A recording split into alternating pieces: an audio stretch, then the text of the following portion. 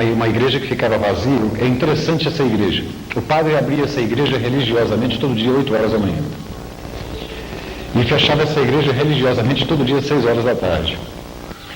Um dia eu saí do apartamento e, caminhando em direção ao Botafogo, Flamengo, descobri essa igreja.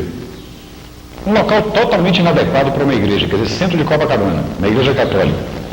Eu, na minha angústia, olhei e vi as imagens de barro lá dentro, né? Falei, mas não é possível, uma igreja. Aí entrei, estão aqueles banquinhos de madeira, como aqui esses bancos da sua sala. Aí eu sentei num canto, né?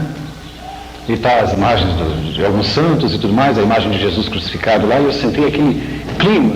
Curiosamente eu me recordo que eu tive paz. É como se eu tivesse me protegido do mundo. Né? O Rio estava naquela dinâmica extraordinária, revolucionária, em todos os aspectos. Eu me lembro muito bem do que Janete Claire, do que um Dias Gomes na época, qual eram os comentários dos bares e botequins. Quer dizer, no teatro, a prata da casa teatral na época era o Prêmio Marcos, né? E a música, quer dizer, todas aquelas... Eu vivia intensamente aquele meio ali, ligado ao pessoal da Bolsa de Valores. Eu tocava no Jaó, eu tocava no Flamengo, Botafogo, Copacabana, quer dizer, eu estava sempre circulando ali naquela área, mas não tinha um prazo para lucidez, para ser lúcido. E o prazo que tinha é para não ver perspectiva, saída. De todo jeito eu não via saída. Mas curiosamente essa igreja me chamou muita atenção, que aquela paz que eu tive ali dentro, eu falei, meu Deus, será que a coisa está em Deus? Ou seja, será que a solução é uma atitude religiosa? E deu uma repassada em mim, e no Rio, por exemplo, a exemplo de Salvador, quando chega na sexta-feira, principalmente em Copacabana, não há uma esquina que não tenha despacho, e despacho fino, uísques, bebidas importadas, cigarros importados e fechados.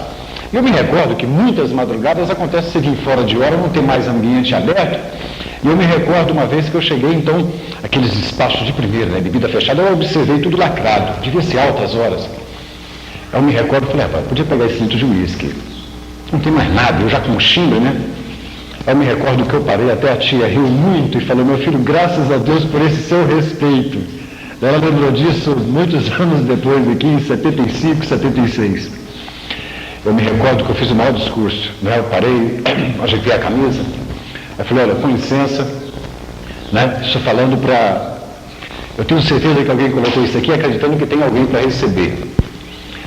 Então eu tenho certeza que deve ter alguém aqui. É o seguinte, eu estou no sufoco, eu vou pedir licença. Se tiver alguém, pessoal, me acompanhar, vai comigo, a gente bebe junto, tudo mais. Fiz o maior discurso, peguei e levei. E curiosamente, essa ideia, eu me lembro que eu tive respeito mesmo. Entendeu? Tive respeito, Gilmar. Nesse momento da igreja, eu repassando essa coisa, eu falei, poxa, mas curioso. Eu fiz de gozação, quer dizer, de ironia? Não. Então eu comecei a desconfiar que eu tinha uma certa crença numa coisa que não se pega, que não se apalpa, que não se vê. E o impulso Brasília. Né? Depois de muitos envolvimentos, eu acabei em Campo Limpo e, curiosamente, o preto velho que me atendeu, ele falou, meu filho, seu lugar não é aqui, continue procurando que você vai encontrar. Né? Até que eu vi uma reportagem no Cruzeiro sobre o Vale. Chamei minha velha, minha mãe, e falei, olha, esse lugar aqui parece, quem sabe? Eu quero ir lá. Falei, vamos lá. E foi muito custo, porque tudo quanto era boteco que tinha de lá, até chegar aqui eu tinha que fazer uma visita para conseguir chegar até aqui, né? E foi extraordinário, porque de todos os lugares que eu passei, houve o respeito, houve inclusive lances de intimidade extraordinários em terreiros. Eu tive terreiros de chegar, do líder do lugar me chamar e eu compor uma canção, ele contar a história, pedir uma música, eu escrever a música, escrever a harmonia, marcar um dia para todos ir lá para ouvir. Houve muito lance, pinga em cabaça com Exu, houve vários, 1000 relacionamentos. Né? Eu bati em 1000 portas, mas nada me agradou. Até é curioso, desculpa abrir um parêntese aqui, há uns 2 anos atrás, eu estou o Nestor vinha, abria, e eu ficava para ele, né? O Nestor vem, abre, normalmente vai embora. E eu ficava para ele. E para minha surpresa, deve ter 1 ano e meio, 2 anos isso. Então no radar um doutrinador vem rapidamente, mestre, estão te chamando ali. Aí eu pedi a substituição, veio já agora acho até o Veronildo me substitui no radar e eu disse. Quando eu chego, o aparelho, meu filho, eu vou dar passagem a alguém aqui que disse que aceitava passar se fosse com você. Sentei, né? E aí o incorporou o espírito e falou assim, como é que é? Mas na maior intimidade, né? Como é que é? Toda à vontade, você entendeu? Como é que é? Você não está lembrado de mim, não? E falou, desculpa, mas não tenho possibilidade de visão de você no seu plano. Aí, aquele despacho que foram fazer para você, lá e saiu narrando tudo. Eu falei, meu Deus do céu, que musical. Não disse para você que seu lugar não era lá? Que você ia encontrar, quer dizer, ele fez um maior discurso, todo orgulhoso de si mesmo, das palavras que ele me disse há tanto tempo atrás, e a convicção dele de eu ter encontrado o meu lugar. Né? Foi um dos muitos fatos assim curiosos. Mas, chegando ao vale, depois de muito quebra-cabeça, coisas que não compensa falar aqui, eu me lembro que eu fui tocado. Curiosamente, o primeiro encontro meu com a tia não foi nada favorável. Entendeu? Eu não gostei dela e ela me evitou. Você entendeu? Já teve até de um certo ponto, teve tudo para mim ir embora. Mas o ambiente ficou. Eu até no primeiro dia que eu vim aqui, eu escrevi Prelúdio ao Vale, foi uma das canções prediletas dela. Lembra da data? Dia 9 de novembro de 1969. Ficou marcado, inclusive, porque depois, quando eu comecei a ter acesso ao acervo dela, aí eu fui perceber a importância desse dia. Né? Foi a data do aniversário do Vale, depois o Raul foi me confidenciar que é a data de aniversário de casamento dele, foi o dia de ingresso da tia na magia, em 9 de novembro de 1959, foi o dia que ela recebeu o manhante. Ela recebeu o manhante ao entardecer, na parte da tarde, né, debaixo do piquezeiro, e quando foi à noite ela foi surpreendida no espaço, ingressando na alta magia de Jesus. É interessante. Então uma data como essa eu não poderia nunca esquecer. Né? Mas o meu primeiro contato com ela foi extraordinário. Ela me olhou assim, e eu também olhei para ela e falei assim, não gostei dessa mulher. Né? E ela, uma evitada, não sei o que estava comigo, devia ser algum espírito, qualquer coisa, e ela muito antes de olhar para mim, olhou para o espírito. Mas eu pensei que foi para mim, já não foi muito bem. Mas eu fui embora e tocado com o lugar. Eu escrevi aqui, Prelúdio ao Vale, chegando em casa, peguei no violão, elaborei a canção e a coisa sempre voltada para isso. Até uma música que depois ficou uma das prediletas dela. Mas o vício já estava muito, e eu voltei a invernar e tudo mais, né? Mas fiquei com a mente presa. Estabeleceu sintonia. Uns 15 dias depois, rastando, eu consegui vir aqui. Houve uns acontecimentos que eu não gosto de falar sobre eles. Eu não tenho sensibilidade para trazer, por exemplo, visões. Sensibilidade para ver, para ouvir, ou se sonho eu não me lembro. Então, eu tenho muitas reservas, e não só reservas, até eu fico constrangido de narrar o fato, porque foi estritamente num plano, não foi físico, mas foi tão evidente que, quando eu pulei da cama, eu ainda saí correndo atrás das pessoas que eu vi. Foi muito esquisito, e o lance é meio longo, eu vou evitar isso aqui. Eu sei que foi um impulso que eu precisava para me dar forças para vir. Na grande realidade, esse acontecimento, eu vi o desencarne, ou seja, eu vi até quem ia me desencarnar, eu vi até como seria. Foi um negócio muito esquisito. Eu sei que eu falei, eu vou voltar naquele lugar. Voltei e fiz o cartão. Houve também uma série de acontecimentos que vou privar aqui, porque é curioso, quem fez meu cartão foi uma pessoa que eu tinha procurado muito tempo para desencarnar lá fora. Foi uma pessoa que despertou em mim, houve um acontecimento, então todo mundo que era relacionado a mim eu tinha avisado para ele, falou, o dia que encontrar fulano me comunica que eu vou pegar ele onde ele estiver. E curiosamente foi a pessoa que preencheu meu cartão. Foi interessante porque eu estava na fila, né? Depois que passou no teste e tudo mais, e eu não vi quem estava anotando. Ela está inclusive na livraria do Guedes, ao lado logo na entrada do Vale.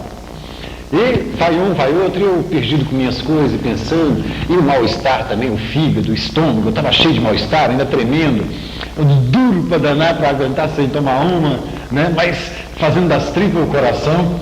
Aí quando sai a pessoa da minha frente, que eu dou de cara, é com quem? Tchan, tchan, tchan, tchan, né? O cabra olhou para mim assim, né? salve Deus, né? Ele tinha consciência do fato também, né? Aí eu olhei, salve Deus. Aí ele, eu não preciso nem perguntar seu nome, né? Porque eu falei, não. Aí ele mesmo anotou, Bálsamo Álvares do Brasil de Lucena. E ele pronunciando e eu olhando para ele e a imagem mental dos acontecimentos, do que eu queria em relação a ele, né? Fisicamente, e sentindo que eu estava anulado por dentro, quer dizer, eu não tinha força por dentro para a violência que eu pretendia. Foi um fenômeno curioso isso, né? Foi a minha primeira experiência nessa relação, o impacto da personalidade e essa coisa espiritual, esse ambiente espiritual. Entendeu como é que é? E eu sei que ele me entregou o cartão e falou, boa sorte. Aí eu me lembro que eu ainda olhei meio desconfiado, porque foi muito constrangedor a coisa. Eu falei, escuta, você como é que está? Ele falou, não, graças a Deus eu ressuscitei encontrando o Vale de Janeiro. Quem sabe você também se sinta bem, ele falou, né? Desconfiado. Eu dobrei o cartão entre o conflito de um detalhe e outro. Eu falei, quem sabe também eu consiga. Né? Mas foi assim, eu estou te dando uma síntese, mas foi muito cheio de nuances, que eu acredito que para tratar, eu não gostaria nem de falar. Porque tem muitos detalhezinhos assim que são... né? Mas é isso aí. E foi penoso, né? Porque não foi simplesmente chegar. Não foi simplesmente chegar. A tia, inclusive o meu primeiro contato com ela, ali no castelo, ali, quando em 75 foi inaugurado Deus. Eu lembro quando depois, primeiro colocou Jesus. Aí ela mandou fazer o curralzinho. Depois foi colocado o pai, né? Inclusive aquelas duas caçambas ao lado, Brito, filho de Calaça e tal, tinha toda uma outra composição ali. Eu me recordo que eu estava nos dias angustiado demais entre sair e não sair, ir para o boteco, ficar. Já tinha encerrado 2 vezes o trabalho, saído, voltado, que era uma luta, né? Aí a tia falou, vem cá. Aí me colocou sentado assim no curralzinho, na frente dela, e falou, Mário, vem cá. O senhor Mário estava atendendo os intelectuais, assim não, assim, né, ao lado. Aí o que foi, Neiva? Vem cá. Acho que foi para puxar a força dele, né? Aí trouxe ele, o que foi, Neiva? Senta aí. Aí ele sentou e eu aqui. Aí pegou e falou, isso aí, aquele jeitão dela, isso aí, Mário, é especialista em entrar e sair do inferno. Aí ele, como é que é? Né? Então ela tinha consciência da dificuldade. Realmente quando eu cheguei, eu estava, para você ter uma ideia, antes de vir ao Vale, eu tinha uma das mais conceituadas psiquiatras desse centro-oeste, era uma médica por nome Astir. E eu me recordo que quando me entrevistei com ela, quando eu comecei a narrar, porque eu, quando comecei o problema com o alcoolismo, eu comecei a estudar também o próprio problema que eu tinha. Perfeito? Delírio, alucinação, quer dizer, tipos de medicamento, os medicamentos mais nocivos, inclusive aquela época era braba, a década de 70 ainda tinha, o modelo dos hospitais era terrível. Insulina, Mepalon, Vacotonil, Zezepan, a nível de 25, 50 miligramas, 100 miligramas, choques elétricos e tudo mais. Então eu estudava toda a panorâmica, porque se um dia eu precisasse, eu sempre pensava assim, vai piorar o meu quadro. Então eu preciso entender do problema, porque eu tenho condições de argumentar um tratamento mais adequado. Porque eu já não estava mais, não havia perspectiva de vida. Eu tinha comigo que eu iria vegetar o resto da vida. Inclusive essa médica reforçou muito isso. Porque quando conversando com ela, que eu expus, ela falou assim, olha, acho que seu caso não tem mais jeito. Se eu fosse você, continue, enfia a cara. Quer dizer, era um quadro desolador. Inclusive ela chegou a falar, falou, olha, se você inclusive conseguir parar, você nunca mais deixará de ter dependência de medicamentos pesados. Né? Curioso isso. E realmente foi uma luta muito difícil, mas que prova, quando é uma relação kármica realmente, e dentro de uma infraestrutura de atendimento desse nível, quer dizer, que é uma estrutura de manipulação energética, que favorece inclusive a reestruturação de determinadas células, a grande maioria de células atingidas pelo uso abusivo de substâncias tóxicas ou do álcool, há possibilidade de regeneração. Inclusive células conceituadas não regenerativas. É possíveis dentro de um sistema, dentro dessa precisão. E eu nunca mais sofri dependência disso. Mas foi uma luta, porque mesmo aqui, durante alguns anos, passei, eu acho que uns 7 anos dentro da corrente, eu ainda voltei a beber muitas vezes. E veja bem que, curiosamente, em 74, a elevação de espada só veio em 75. E quando veio a elevação, ou melhor, antes de vir a elevação, a tia já começou a instituir a calça marrom e a camisa preta. Mas o médium, a princípio, só poderia usar a calça marrom e a camisa preta um ano após iniciado. Então, o primeiro contato meu com a tia, eu estava aqui já uns 15 dias, ela me olhou assim e falou, você vai iniciar, dá um jeito no uniforme, mas assim, você tem que iniciar, já consciente do meu quadro. Aí eu dei um jeito, calça, né, jaleco e tudo mais. Eu me recordo até que na iniciação, eu dei de cara com ela aqui, ela falou, vem cá, e já foi me puxando, demos de cara com a Gertrudes, aqui na frente do templo, Testude, você vai ser madrinha desse aqui, viu? Testude regalou o olho, já foi tudo pegando assim, eu fui pegar laço. Até ela riu muito na hora da leitura do juramento, que inclusive foi eu que pintei, foi o meu primeiro trabalho material aqui. Ela mandou, eu com um chico danado com o pincel e fiz a pintura do esse juramento que está até hoje, a parada do nadador, foi eu que pintei. E em novembro de 1974, assim que eu cheguei, ela só me ocupando com o que podia. E minha primeira ocupação artística, nunca pintei na minha vida, nunca fiz nada. Foi aquele juramento lá. Você não imagina a dificuldade, porque eu tremia demais, né, o xingue ainda, para colocar o pincel e ainda fazer letra. Né? Eu me recordo que na hora da leitura da minha iniciação, eu li muito rápido. Jesus, e ela comentou com não sei quem. Ele está com pressa, né? E eu também estou com pressa de iniciá-lo, né? Terminei a iniciação da Armochinto. Aqui fora ainda, quando terminou a iniciação geral, que ela saiu, ela pegou e falou, manda fazer a calça marrom e a camisa preta.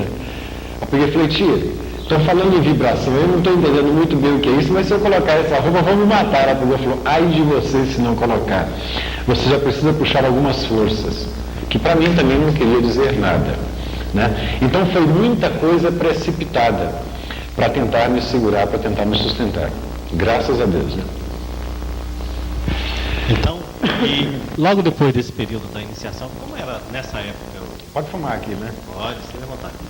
Como era nessa época em que você iniciou e posteriormente logo elevou, como eram os trabalhos? Como era o atendimento, assim, no plano geral, no sentido geral, como era o funcionamento do templo? 75, né?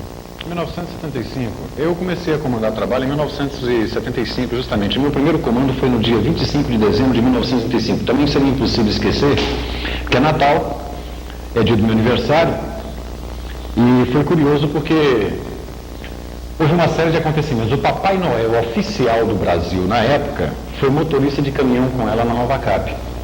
Então é extraordinário que eu estava no radar. Então a gente, eu não sei, nós éramos mais espontâneos, eu acredito que inclusive nós éramos mais médiums, eu acredito até que muito mais criativos do que no momento atual. A gente éramos mais místicos, você entendeu? Parece até que a nossa mescla naquele tempo tinha mais cheirinho, a nossa velha era mais velha, eu não sei, é curioso isso, sem saudosismo. Mas eu me recordo que quando ela foi entrando no templo, toda orgulhosa, e esse senhor, o Papai Noel oficial, quer dizer, ele conseguiu na agenda dele, aquele tempo que um carro veio trazer ele, imediatamente ele queria cumprimentar a tia Neiva, a sua colega motorista. Então foi interessante que na hora que eles foram entrando, um jaguar veio na frente, que eu não me lembro quem, falou, a tia Neiva está entrando aí com o Papai Noel oficial do Brasil, e deu uma característica geral, e foi o motorista, junto com ela e tudo mais. Quando os dois entraram, aí eu pedi o corpo mediúnico para ficar de pé, e nós começamos a cantar Noite de Paz. Aí eu me recordo que os dois desmancharam no ombro do outro, e vieram soluçando em direção ao radar, né? E eu me recordo da última expressão desse senhor, desse Papai Noel, que ele falou, senhor Neiva, meu Deus, né? Tantos anos depois, e aqui está você hoje é a tia Neiva, e eu sou o Papai Noel, né? Foi uma coisa extraordinária. Mas o que eu me recordo é que, por exemplo, eu abria na pira, montava a mesa e abria a mesa, né? Se eu não tinha comandante suficiente, alguém de confiança, que poderia ser uma ninfa-sol, minha mãe mesmo muitas vezes, Thaíra Delvas, muitas vezes, quantas vezes comandou de tudo também, né, até chegar à força iniciática, né? Então aí eu mesmo levava o povão para o trono, né, o povinho, né, pequenininho, e abria, quantas vezes eu abri na pira, abri a mesa, levei para o trono, abri o trono, levei para a cura, abri a cura, então ainda era aquela coisa, até chegar na linha de passe, encerrava, e depois vinha para a pira e encerrava todo mundo, né? Com o detalhe de não poder encerrar antes de 20 e 30 horas. Não poder encerrar antes de 20, né, de 8h30, que ainda em respeito a forças de assistência, de manutenção e tudo mais. Mas eu sinto, era um aspecto muito mais espontâneo. Eu me recordo, inclusive, em 85, no momento assim da tia, a tia misturado com a mulher Neiva. Muito mais a mulher, eu não sei, a missionária física, mesmo dentro da visão física de sua obra. Ela falou: Balsam, a única coisa que me preocupa com o livro de leis é a gente determinar via rituais escritos, contribuir para que o médium se torne mecânico e deixe de ser criativo, deixe de ser espontâneo. Eu me recordo muito disso.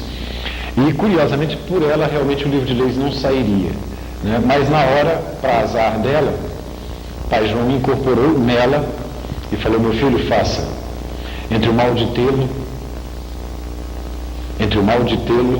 pior mal será não tê-lo. E é curioso, viu, Adolfo, que eu acho que a tia mais a de Pai João, os dois estavam meio de mal, porque quando ele desincorporou, ela desincorporou assim e falou assim: quem era? Aí eu olhei assim e falei: acho que é uma coisa muito pessoal. Ela já acabou desincorporada, achou que não seria bom fazer. O chefe vem e fala: faça, né? Podia muito bem os dois resolverem lá. Aí eu olhei para ela e falei: não sei não. Levantei e saí, fui cuidar da execução do livro, porque eu vi que era coisa de Pai João. Você vê que já é um aspecto curioso, que médiuns, eu acredito que quantos desta obra não tiveram o privilégio de uma convivência, de ver esta coisa, essa intimidade, né?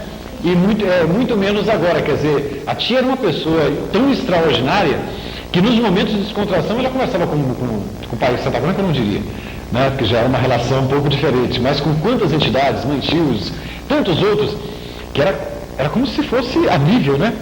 Os dois caseiramente, aquela coisa gostosa. E tinha aquele momento também que o Pai João chegava, Pai João, quer dizer, que você percebia que não chegava o Pai João naqueles momentos de descontração, chegava o executivo da doutrina. Então, ela própria alterava a maneira de ser, né? Como um pai Santa Branca, por exemplo, que ela tanto amou, que tanto ama, mas ela nunca foi capaz de chegar no pai. Ela sempre reconheceu isso, estar diante do pai e falar: pai, eu estou com um problema. Não, ela dizia que só de olhar os olhos dele, aquela beleza, aquela magnitude, aquela sanidade, ela tinha vergonha de falar em problemas. Quer dizer, ela falava não mediunizada, ela falava não vendo, mas vendo jamais. Quer dizer, então são muitos aspectos, né, que alguns de nós tiveram esse privilégio.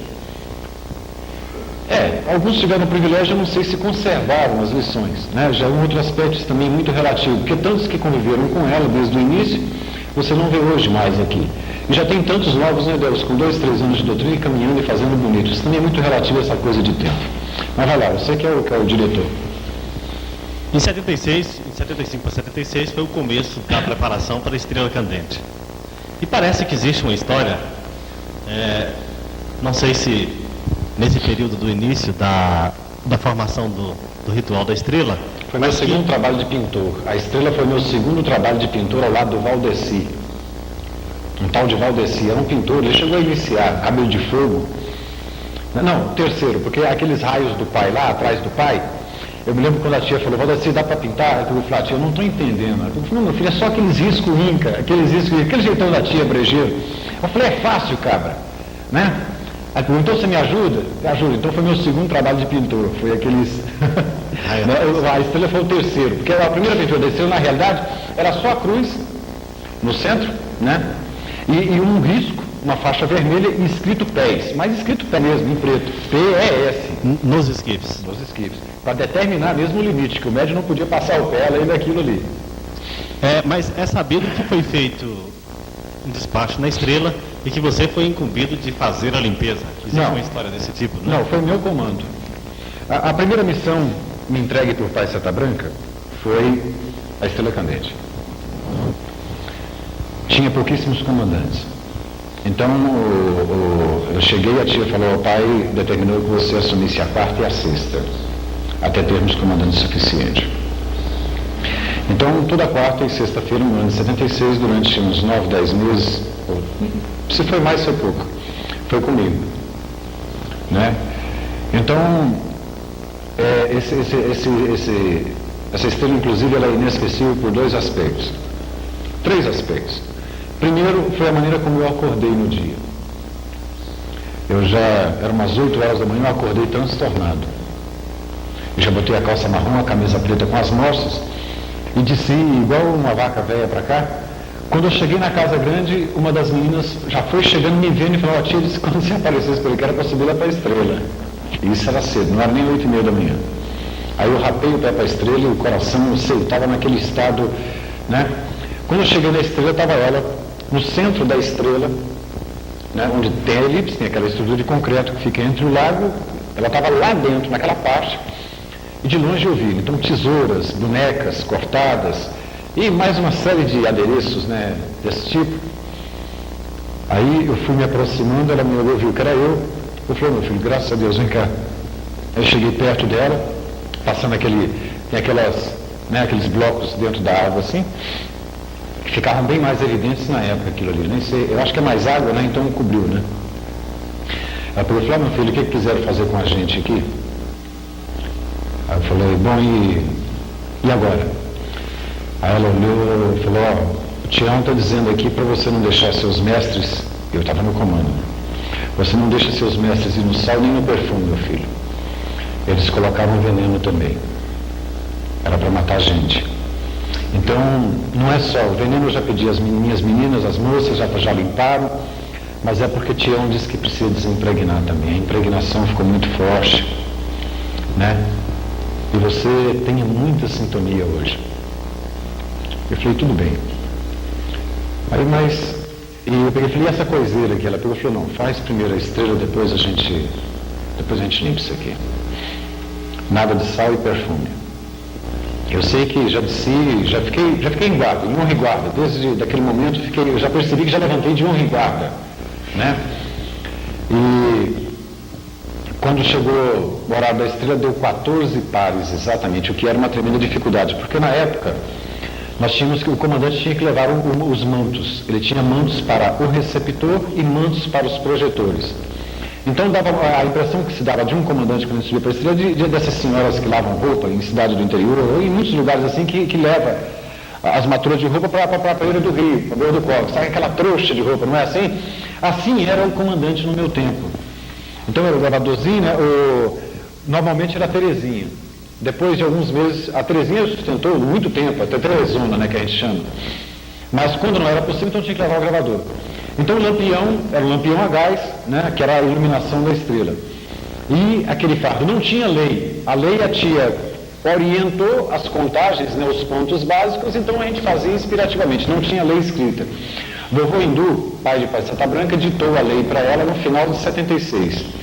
Então, nesse período que eu estou te dizendo, o vovô Hindu ainda não tinha ditado a lei. Então, a gente tinha só a visão da contagem básica, a prece, onde entrava a prece, a hora da puxada, das doutrinas. A doutrina, inclusive, não era uniformizada. O comandante fazia daqui de cima e cada um a sua maneira. Lá embaixo, você não acompanhava o comandante. Era inspirativo. Então, eu me recordo que também, para subir, você já tinha que subir de casa em casa convidando as pessoas. Convidava um, convidava outro, para ver se dava os pares suficientes. Era uma luta para conseguir. E curiosamente, nesse dia, os 14 pares vieram fluindo, vieram fáceis. Entendeu? Então eu acabei de colocar os mantos lá embaixo, projetor, receptor, aí vinha o vento, tirava, você tinha que botar pedra em cima para ficar. Era um rolo danado. Fizemos as 3 estrelas, com os 14 pares. Tudo numa muita sintonia, todo mundo parece que, mesmo sem consciência real do fato espiritual, do fato etérico, mas um instinto, né, mediúnico, e todo mundo ali, né? Quando nós entramos no templo, com a escalada, a tia estava no radar nos esperando. Quando nós entramos, eu me lembro que tinha mais uns 20, 30 médiuns dentro do templo, entre médiuns com uniforme, médiuns sem uniforme, os médiuns do retiro devia ter uns 20 ou 30 médiuns. E nossos 14 pares. Quando eu cheguei próximo ao radar, trazendo a corte, né, meu povo, como ela disse, né, ela pediu que parássemos. E naquele instante ela fez o primeiro trabalho de contagem deste amanhecer. Então você vê que, por isso que eu estou te dizendo que não há possibilidade de esquecer esse dia. Né? Então ela mandou todo mundo se concentrar, e sempre fazendo alusão ao povo de Cachoeira e às sereias de Iemanjá. Né? Sempre fazendo essa alusão a eles, sintonizando as mentes dos médiuns. Interrompeu temporariamente todo o trabalho do templo, quer dizer, o retiro do templo, e aí invocou o povo de Cachoeira e começou a cantar o mantra. Né? E todo mundo cantando e tudo mais, médios de pé, e aquele, né, sereias e tal, aquela coisa. E é curioso, tem uma coisa que me chamou a atenção, é que quando ela foi dar o sinal para desincorporarem, houve uma onda de emoção tão extraordinária que eu percebi nos aparelhos a lágrima. Houve uma emoção e ela a Thaís 108, a Naja, que nunca deixou o sentimento sobrepor-se à razão, nesses instantes de precisão, quase se perde. Tal a força da emoção do momento, que ela, graças a Deus, agradeceu e daqui a um pouco começou entre soluços e a lágrima também, e a coisa tomou conta de todo mundo, ninguém soube explicar, e ela fez das tripas o coração, eu podia perceber, e ela, salve Deus, deu voz de comando, aí desincorporou todo mundo, e ela, graças a Deus, né, impondo, né, e salve Deus, vamos todos em conjunto, em uma só voz, emitir o mantra, como é que é? Não era o mantra do jaguar, a prece de Simiromba, né? Ó Simiromba, aí todo mundo, do grande Oriente de Oxalá e tal. Quando terminou, ela, doutrinadores, muita sintonia, vamos fazer uma elevação. Aí, dedinho, todo mundo, bota lá e tal. Mais um, fez as 3 elevações. Aí, em nome do Pai e do Filho e tal, né? Aí, ela desabou outra vez, falou, meus filhos, e entre soluços, né? Em nome de Jesus, por aquele que entreguei os meus olhos, em nome de Nosso Senhor, mas emocionada, que foi muito raro também ver-tia no templo, diante de um ritual, numa perspectiva ritualística, nesse quadro de emoção mesmo. Quer dizer, o acontecimento foi muito forte para ela. Então ela, entre o domínio e a vazão do que viu, ela falou, meus filhos, em nome de Nosso Senhor Jesus Cristo, e repetiu várias vezes assim, pelos olhos que entreguei a Jesus. Neste instante, 300 Exus voltaram para Deus. 300 Exus voltaram para Deus. Então foi extraordinariamente marcante.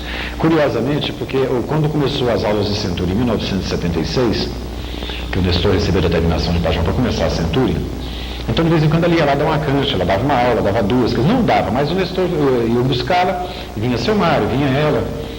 Então, numa das aulas dos primeiros cursos, se não me engano, o primeiro e segundo curso de Centúria, ela voltou a abordar esse assunto. Ela falou, meus filhos, 300 Exus voltaram para Deus. Nós só não conseguimos pegar o líder dos 300, porque o líder muito esperto, ele muito intuitivo, ele viu o trabalho e falou, isso aqui, ele jogou o povo, mas não foi. Então aquele que encomendou o trabalho para destruir o vale de Tia Neiva, aí ela contou o caso dele, falou, olha, então essa pessoa que encomendou o trabalho viveu momentos muito difíceis, porque o Exu, quando perdeu a sua legião, foi em cima dele para cobrar, né? Então quando ele se viu arrochado e não tendo como pagar, ele só teve uma saída, foi vir para o Vale do Amanhecer, né? E ele agora está aqui, graças a Deus, é o mestre Jaguar, e foi a única maneira que ele encontrou de se salvar, de se libertar. E é curioso, até na época que houve uma piada, porque teve um Jaguar que falou, conta, quem é, né? Quem é? E ela, de jeito nenhum, vocês vão derreter ele na vibração. Então, ela nunca falou quem é. Então, na verdade, com esse acontecimento, estabelece uma relação de que o pacto que ela havia feito antes dos submundos foi quebrado. Não, porque você observa que tem um que não se submeteu ao pacto, ele não aceitou o pacto, né? Somente 6 dos grandes 7 é que aceitaram o pacto. Da onde se deduz que esse ele é o que teria sido o causador do trabalho. Ele sempre trouxe, e está sempre trazendo. E tudo indica que nós temos que estar sempre em guarda, porque sempre vai estar por aí, né? Bálsamo, com a vida da Centúria, já começou a formação do mestrado, a formação do povo, do continente? A Centúria foi a base, né? A estrutura, a cultura básica, porque até o início da Centúria a gente fazia as coisas sem saber por quê. E ela dizia, mesmo quando ela fazia reuniões, inclusive antes da Centúria ela fazia, lembra delas, às sextas-feiras, fazia as reuniões na sexta-feira. Eu me recordo que eu era recepcionista nesse tempo, então era uma luta danada, porque os bancos eram tudo de madeira e ficava de frente para os tronos, para a pilha e tudo mais. Aí eu chegava cedo para colocar, no sábado, para colocar os bancos tudo de volta, foi para o lado, porque para a aula dela tinha que voltar os bancos tudo de frente para o radar, para onde ela dava a aula. E depois tinha que voltar, porque na época quem era recepcionista era eu, Valdemar, aquele morenão que era para ser o primeiro recepcionista, Ivan Newton, lembra dele? Que o Nilson se afastou, né? E é claro, aí tinha a casta, né, daqueles servidores, né, que era o misto de tudo, Maé de Elvis desde aquele tempo, o Alecaro, secretário da Clarividente, Neto, Mariana, a primeira ninfa Sol, né? No futuro veio a ser a primeira Sol, da Mochinto Sol, mas eu era o único recepcionista que cuidava dessa área aí. E quando é que começou a delinear essa ideia do Trino Jaruan e a sua linha de trabalho?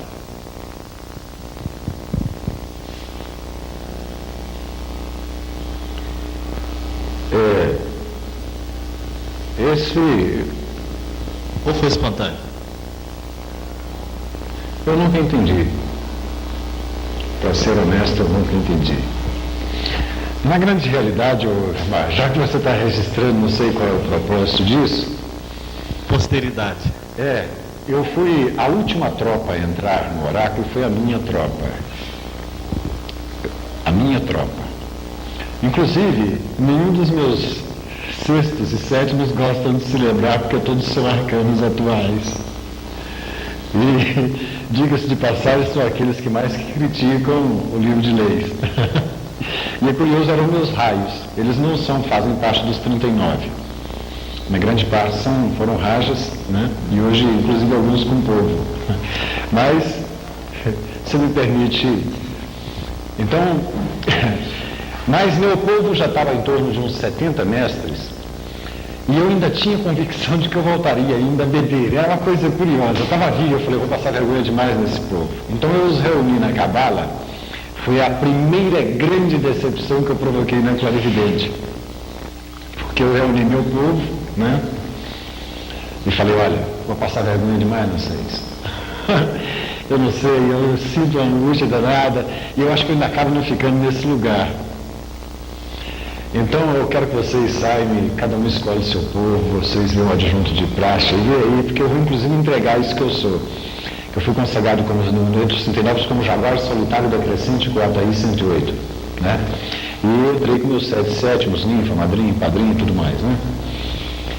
E quando eu cheguei na casa grande, a tia, pelo amor de Deus, o que você fez? Eu falei, já fiz, né? Ela ficou de mal comigo um bom tempo, né? Eu sei que passou o tempo e em 1900 houve muitas situações, né? O Alberto, por exemplo, até inclusive muitos confundem eu ter sido sétimo do Alberto. Na grande realidade, esse tipo de trabalho que o Altir me lançou começou antes um pouco do que com o Alberto. O Fogaça mesmo adjuntou a mim, então a tia me pediu para ficar um ano junto com ele no continente. Havia uma relação kármica e umas correntes que poderiam acabar o povo, né? Então ela me chamou e falou, meu filho, fica com o Fogaça, ajuda. E você tem uma relação muito grande com o Fogaça, ele é um médium de uma herança muito grande.